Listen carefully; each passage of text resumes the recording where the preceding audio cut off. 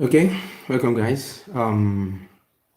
Today is of course the 20th of June, year 2023. Welcome to my space. Um, don't forget to like, don't forget to share, don't forget to comment, and of course, don't forget to subscribe to my YouTube channel. Just like I used to say, one of these days when I'll be coming on board obviously to um render than help in their commenting or especially subscribing to my YouTube channel. Once again, my name is Eni Shitu. You can call me Baba Wise, and you're welcome to my YouTube channel. If you are just joining, if you are just viewing my channel for the first time, this is Baba Wise TV. And yes, once again, my name is Eni Shitu. Welcome. As you can see in the title already, is Trinity guy going to jail? That's the topic we'll be discussing today. And before we delve into the details of today's topic, you need to ask yourself who exactly is Trinity Guy, and what are the issues surrounding him going to jail or being arrested or what have you. Trinity Guy is a prankster. He's not a comedian. He's a prankster in Nigeria.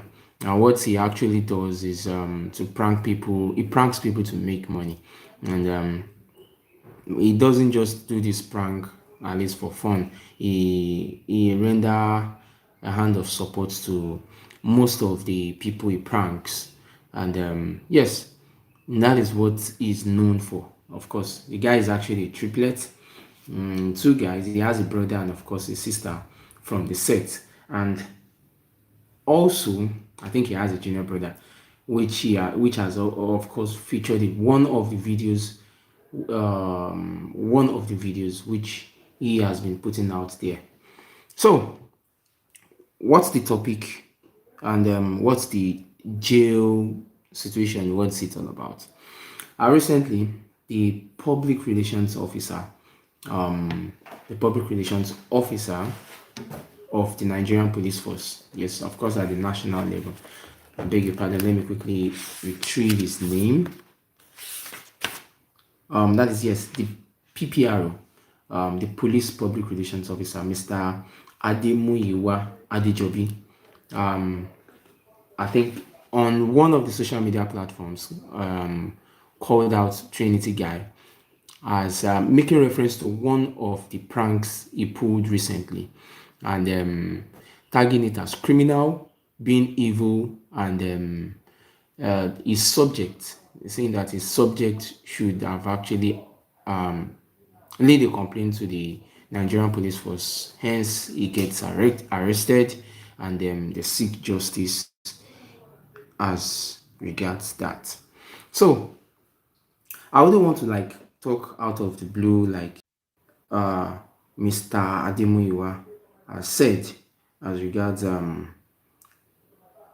the Trinity Guy, and of course not only Trinity Guy, he was making reference to all other pranksters as well. But in particular, I was making the man a point of reference.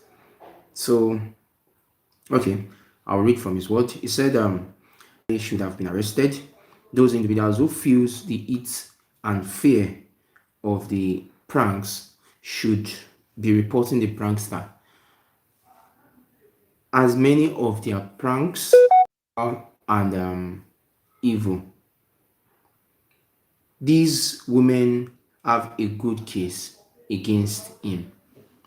Now, this is not just these pranks are not just pulled against a male or a female and what have you. But before we delve into this, the case of going to jail or not, let's talk about the dynamics and how much money pranksters are actually making out of the business of pulling pranks here and there. Yes, you get to know that to make money in any business online, you need traffic. Just like this uh YouTube space, it's actually a new one, and I'm still looking at we are looking at having more subscribers to benefit from, of course, the information we'll be putting out here. So the same thing applies to pranksters. The more the traffic, of course, the more the money you'll be making. And yes, when you look at most of these pranks, regardless of what the person that is being pranked, regardless of what he perceives, regardless of the situation you put that person through, those who are watching it from the comfort of their home are always enjoying seeing it, because it's always funny. It's fun to watch, and it's like a source of relaxation, of course. So when you look at it from that perspective, you always have a lot of people, especially Nigerians. You have a lot of Nigerians trooping in and buying into the idea that is patronizing these pranksters by watching their videos, of course. So, and most of all these platforms have a way of appreciating these guys. And of course, you would have seen these guys a couple of times. You would have seen them a couple of times, trying as much as possible to um, trying as much as possible to appreciate those who were able to those who were able to manage the situation, those who tried as much as possible not to flare up as a result of the difficulty or as a result of the pain the prankster has actually put them through. Most of these guys would appreciate them in this handsome amount of money. And when you look at this money, these monies are monies they have recouped from other pranks which they have done, from their views and all of that. So that is actually where they get their money. So if a prankster can actually give somebody 100,000, of course you should know that this person has made at least 200, just to mention a few, just to mention a little amount of money. So when you look at it from that perspective, yes, that is how pranks, that is how it works. Now let us look at what these pranks are actually doing to the people that are being pranked. Now, it puts people under fear, like it puts you under tension. In the media, we call something panic inducement. Now, panic inducement is more or less like is a situation whereby you put up an act in the public, and everybody around you or anybody who have access to that information are affected adversely. Those who have that information are affected such that they panic. They are affected to the extent that they lose their cool, and as a result of that, it may result in some sort of health challenges, or even somebody who has some sort of health challenges, it may putting that person into a panic inducement may trigger the underlying health issue such person have. Give for instance, if somebody is suffering from cardiac arrest, somebody is suffering from an heart disease and all of that, and you put that person through a kind of a panic inducement, just like I said, you would see that it's very much possible that these people how do I call it? These people are affected. Their underlying health issues can be triggered, and at the end of the day, this person would need medical challenges, if not put their life to threat. That's one disadvantage that pranks does to those that are being pranked. Now, another disadvantage to those that are being pranked is that it means, aside from underlying health issues, this is still under panic inducement anyways. You would see that, as reported by Punch newspaper, the video that was attached, or the video that was that the PPRO of the Nigerian Police Force, that he made comments about, the video he was making reference to, there were these guys that were coming from a far distance, and he was pretending as if somebody was going to shoot them. Somebody was going to shoot him, and those guys escaped at the sound of a bang. That could just be like a knockout or something. It's not really, he didn't really actually use a gun. But now these guys, at the long run, the guys that were approaching, the guys who were not in the picture, The guys who were not in the picture in the first instance, they jumped into one of them jumped into someone else's compound, and lo and behold, I think there is a dog right in that compound ready to attack. So that's, of course, is another disadvantage. It could make pranks could induce panic such that you find yourself in a situation whereby uh, you harm yourself even if you don't have underlying health issues. Give for instance, if the dog was kind of aggressive, if the dog is aggressive, the dog would have attacked that guy. And what would have been the cause of a dog attacking that guy? Because somebody pranked him and he was seeking for cover, he was seeking for protection. Hence, he jumped into somebody else's compound without knowing that there's an aggressive dog in that compound. So that's a disadvantage. That's another disadvantage of pranksters. Now, making reference to Trinity guy himself, he made a video recently. One of his pranks, where he pranked this lady who was going for a very serious appointment. She was well dressed, and he called the lady to help him raise a bucket of water on his head, and in the process, he held the edge of the bucket and tilted it towards a direction, and before you know it, the lady was soaked up. Now, when you look at it from that perspective, uh, another disadvantage, of course, it's going to make her lose what do I want to say? It may make her lose the appointment for that day, because somebody who is well dressed going for an appointment could be an employment interview. It could be like a project defense if the person is a student. It could be a final exam. It could be anything that does not have a second chance, except the person have to come back next year.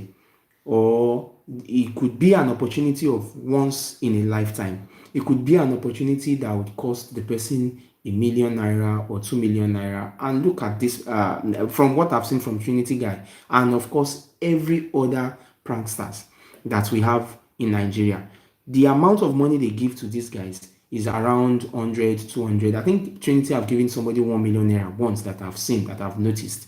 So when you look at it from that perspective, giving out money to these people may not at times cover for their loss, especially if that person is going for something that is more germane, as in more profitable than the money that the prankster would actually be giving to them. So that's another disadvantage. It could bring about waste of opportunity, waste of time, and waste of opportunity. Now let's look at the good side. Sorry, I'm sweating. Okay, let us look at the good side of these pranks. Now, we've seen people in most of these prank videos rather. We've seen people who could not afford some certain amount of money. They have seen a lady in one of these guys' prank videos. We have seen where this prankster gave her money, and she used that money for her mother's medical bills. Apparently, she couldn't afford it, and she was looking for ways. She was on her way to go and beg money and look for how she can raise that money. Of course, by any means, before this prankster came into the picture and gave her this amount of money. So when you look at it from that perspective, yes, they are actually helping to elevate poverty. They are helping to elevate poverty within how do I call it, within the country, in that guys. Now you look at it from the aspect of entertainment. They've been able to entertain those of us who have not fell victim of these guys, those of us who have not fell victim of these guys, or who have not, don't let me say fall victim, let me say those of us who have not had an opportunity to come in contact with them, or those of us who have not met with them before. They entertain us. we watch these videos just for pleasure. And as such, don't forget they make their own earnings from that as well. It's not free of charge. Now, you look at another advantage that the pranksters that they bring about. Now, they try as much as possible to inculcate the habit of giving charity to people. They inculcate the habit of giving charity. They make us understand that giving charity is good. They make us understand that having good character in public space is good. They make us understand that if somebody asks you for help in the public space, you should try as much as possible to render your own 2 cents, regardless of whatever it is you are also going through. Try and lend an helping hand to somebody. So when you look at pranks, generally we should not say it is totally wrong and it is totally bad. Just like yes, the statement by the police public relations officer, like they need to actually regulate pranks. Now, I think if they are going to regulate pranks, it should come with the regulation should come towards the edge of where you have an excess. Give for instance, Trinity guy. I think of all the video of all the pranks I've seen, Trinity guy is the only one who goes to the extreme. Trinity guy is the only one who goes to the extreme. Every other guys try to like manage their situation and all of that, but it does something extraordinary. And yes, that is why majority of us who watch this video, we find it fascinating, we find it interesting. So if the government are actually going to regulate pranks and video shoots that are related to that, it should be on the part of those that have excesses, those that can affect the peace of other Nigerians, those that can affect the health condition of other Nigerians, those that infringes the rights and justice of another Nigerian. Give for instance, doing pranks of pouring water on somebody, for me it's a little bit too expensive. Doing a prank of uh of maybe pouring something on somebody's body is too expensive. Like you are driving by the roadside and you splash water on somebody, it is too expensive. Doing a prank like that makes people run helter skelter, it is too expensive. You do not know the ailments that somebody is having. The next person that is a random person that is walking towards you on the street, you don't know the ailments that person has. You don't know how that person has been managing his health condition for years. So that is why you must try as much as possible to correct yourself in that angle. And if you do not correct yourself, yes, that is why we have the law enforcement agencies, and that is why they have to set in and do their own bit. So I think that is that for that. So now let's look at the trigger. What triggered that statement by the police public relations officer? Because pranks did not just start today. Pranks has been there for years. Like, let's say on average 10 years, although it's gained popularity in the last 5 years or thereabouts, but it's been there for a long time anyways, even before 10 years now from now. But it became very popular, like more popular, I think in the last 5 years. And the question is, what has the Nigerian police force, what have they been looking before now? That it's just now that a top official is calling for the arrest of um, one of the most popular pranksters in Nigeria. As a matter of fact, we have many pranksters in Nigeria, and I'm going to mention just like 10 of them so that we can have a glimpse of what I'm talking about. We have a lot of pranksters in Nigeria, but the the you can actually identify them by their nicknames. So, but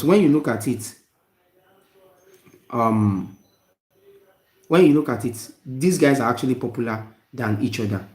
So, but as I mentioned their name, you can of course go and do more research about them and understand understand how popular they are, and you can also go on social media, type their handle, and try and see the kind of comedy skit, kind of prank skits that they put out there. Now there's Flower Boy comedy, there is Prince DSTN, there is Cartoon Boy, there is the General Comedy, there is Teaser Prank, there is MC Reality, there is Sonia Official. She's actually a lady. Um, I am Trinity Guy. Then there is Machi Gold Pranks. There is number one, Untouchable Comedies. Now, when you, yes, pranksters in Nigeria, most of them are guys. Sonia Officials, what she actually does is like she does an X-rated kind of pranks. She give you a piece of paper, making some fun of X-rated requests from you, and then try and see your reactions. You'll be on camera and all of that. So let me go back to the topic that the Nigerian police force has been there for so many years, and they have been watching these trends. I personally have thought of the disadvantages of these pranks before now. But when you look at it from the perspective, when we say most of these things in the media, we expect the law enforcement agencies or those in government or those who have the power to intervene to, of course, try and do something about it. Not to totally abolish it, but of course to try and do something about it. But yes, it has been there for a lot of years, and nobody have said anything about it. Why is it just now? Let me discuss that. Now, Nigeria has just inaugurated a new president. And recently, if you follow the news properly, you would see that a new Inspector General of Police, acting Inspector General of Police, IG Lagbaja, has just been appointed rather by the just inaugurated president. Of course, uh, the other security apparatuses leaders were also laid off, and new ones were appointed recently. So now, when you get a new appointment, what happens? You always want to start on a very good note.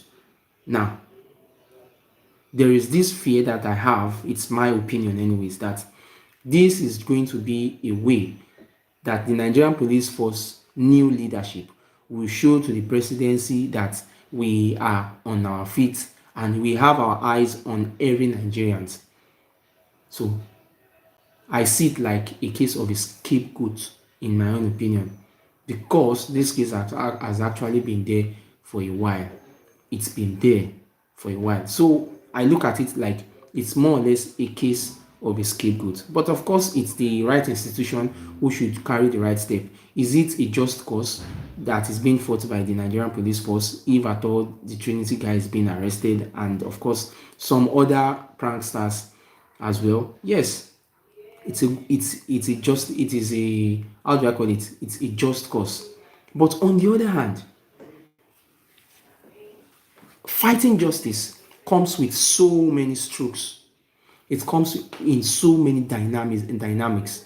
And one of those dynamics is that, yes, blackmail must be carefully blackmailing must be carefully segregated, or let me say blackmail should be carefully separated from the justice system. Now, in that post, I think I should read it again. In that post by the PPRO, he said this woman have a good case against him. Now, I don't know if you understand the point which I'm trying to drive at now. These women have a good point against him. Now, there is a justice system which I have actually established long before now, that yes, the government needs to put out new rules and regulations or to spell out most of these things to these pranksters. That is one point. Now, there is another point that needs to be addressed by the police, that anybody coming on board must have a genuine case, else you will also face the wrath of the law. We have seen cases in this country where people have made false allegations about rape. People have made what? False allegations about rape. And the reason why these ladies come up with all these blackmail is because they know there is a justice system which should checkmate offenses that is related to what? To rape.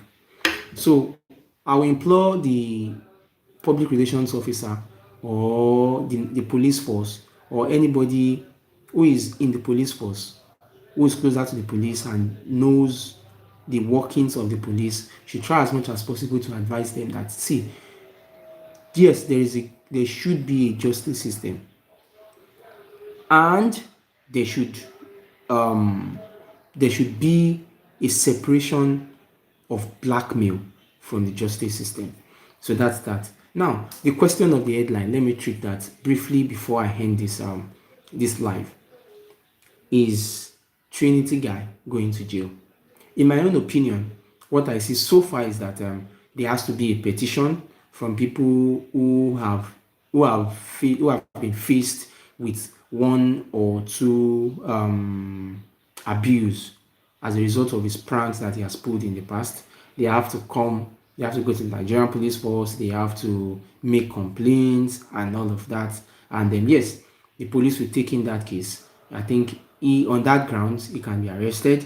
On that ground, he can be. But if there are no complaints, then I think it's more or less like a warning. If there are no complaints, I think it's more or less like, because this is more or less like an human rights case. Except if the police wants to take the case up unanimously, like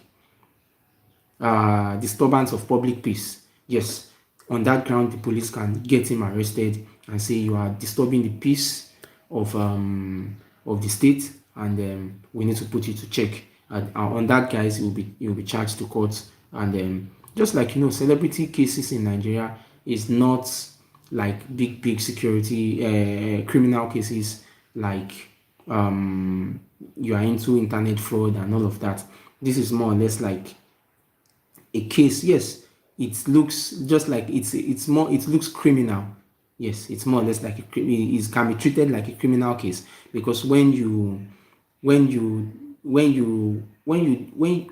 scare people, when you put people under panic without knowing their underlying health issues, if something happens to that person, you can be charged for attempted murder.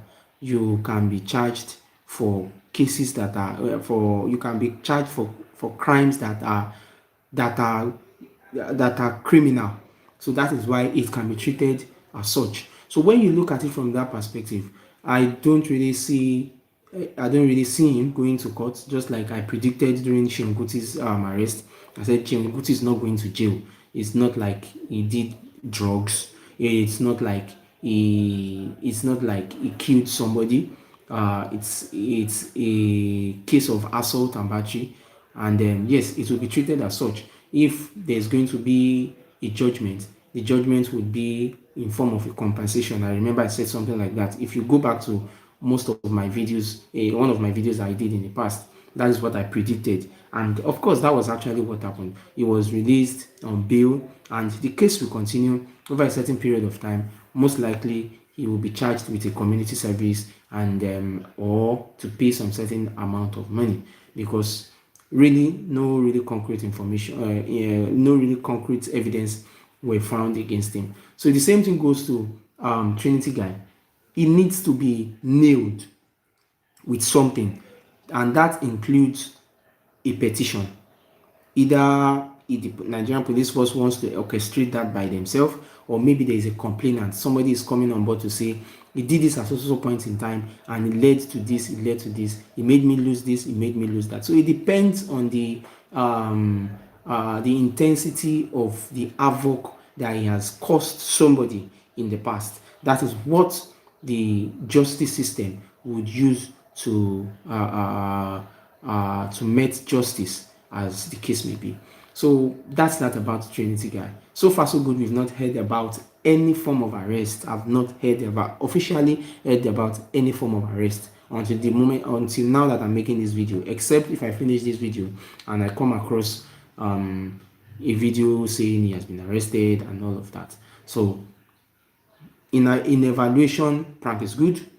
Prank has a good side, it has a bad side. The Nigerian police force are just starting off on a new ground based on the fact that there is a new president, and as such they need to prove to the president or the presidency that they know their job and they have their eyes on all the citizens, and as such somebody needs to be used as a scapegoat. Trinity guy has served the ball. He serves the ball rolling, and of course he may be used as a scapegoat, and in my own opinion he's not going to jail. It could be like some form of punishment, and then a form of example for other pranksters to try as much as possible to limit whatever it is they are doing. To do what? To limit whatever it is they are doing. But when you look at most of his videos too, Trinity guys, before he posts this video, he asks these ladies, can I post this video? Or he asks the guy, can I post this video? And most of them usually say yes, because after offering them money. But how about those people who did not wait till the end of the prank? Those people can also come up. So let's see what happened in the coming days, and that would determine what we unfold in the next event as regards prankster Trinity guy, and of course other colleagues. Once again, my name is Eni Toshitu. You can call me Baba Wise, and please and please, I'm begging. You can see I'm even closing my eyes, begging you. Try to subscribe to my channel, and God bless you as you do so. Leave a comment drop a comment in the comment section, and on anything you want me to improve on, any topic you want me to discuss, and I'll gladly do justice to that. Thank you once again. Like, subscribe, comment, share. God bless you as you do so.